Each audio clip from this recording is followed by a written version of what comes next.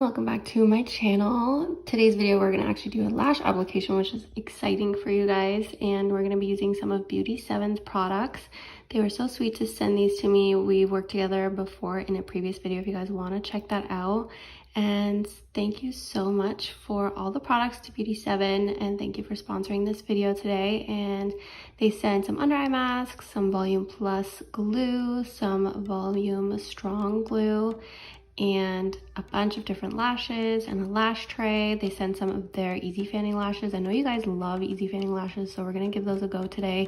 We got them in C and D curl, so I'm using C curl today for my client, and I actually really like that their lash strips have multiple lengths in one strip, so it gives a really nice feathered effect. It's literally like the perfect way to do a feathered effect by getting these lashes. So let's get started with the client. Here I'm going to show you guys how I prep the eyes. So I'm starting off with their under eye patches that they sent me, and these ones I find they stick really well and they stay in place throughout the whole service, which is really good. So the reason why I start with under eye pads is because I don't want to be poking my clients skin with tweezers or get any product on their skin. So whenever I'm using the prepping solution, the primer, I can do this right on top of the pad, and I use a blow dryer to dry it off. So I am taping the lashes up in this case first because I want to expose some more of her lashes, and I'm just using this pink tape for it, and it's gentle on the skin, so it's a nice choice. And yeah, I just fasten it to the towel. It stays in place for the most part, and I actually also move this tape throughout the service. You'll probably be able to see that in this video that I do expose inner corners with the tape and so on.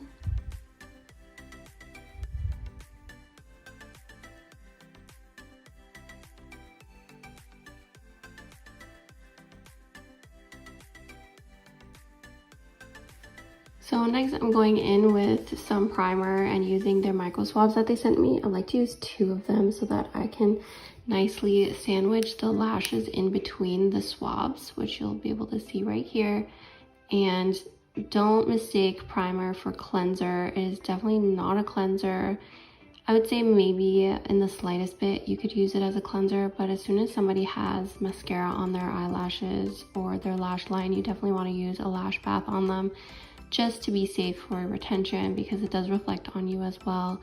You can definitely tell them that you charge for this, but usually I will do a mini lash bath for free if I notice that it's just kind of like a little bit messy and dirty. So because it does help me out with cleansing them, and it's just better for my service. And I just like to do it as a complimentary thing because, you know, not everyone can clean their lashes properly or knows how to, so it's just easier for me to do it in the service. So I'm using their lash glue, which is, I think it's like a 1 to 2 second drying time, and these C curl easy fanning lashes. So I am doing a volume set on this client, and I am doing a few spikes where I did 5 spikes overall, and I did 2 15 millimeter ones, 2 13s, and then 2 11s because I did more of like a cat eye. And I'm using the lash strips that they're like 9 millimeters all the way to 13 for the actual cat eye. So that's aside from the lash for the spikes. The spikes are 2 millimeters longer than the ones that are around them so that you can actually see them. So I am using the pinch method as well on this client or on these fans, and then I dip them and then apply them. I definitely think this is a beginner friendly glue because it gives you a little bit more drying time. Personally, I do prefer a really fast drying glue, but I feel like this one is pretty good for people that are starting out. And yeah, I think it gives you that plenty of time to play around with the fan once you dip it and place it and isolate and do all those things. So I definitely think it's a really good glue to try out if you're a beginner, if you need that extra second or 2 for it to dry. And here you can see that I've pretty much gotten through most of the lashes, and she doesn't want like a complete like 100% full look. It's her first time doing a volume, so we're just kind of easing her into it. And yeah, that's pretty much it. So as you can see, I'm using a glue ring, some 45-degree angle tweezers and straight tweezers. The straight tweezers are for isolation. Usually I use those. In my training, they tried to make me use curved tweezers, and I had to switch because I did not like that. So, you know, make it work for you. Whatever works for you is what you should do.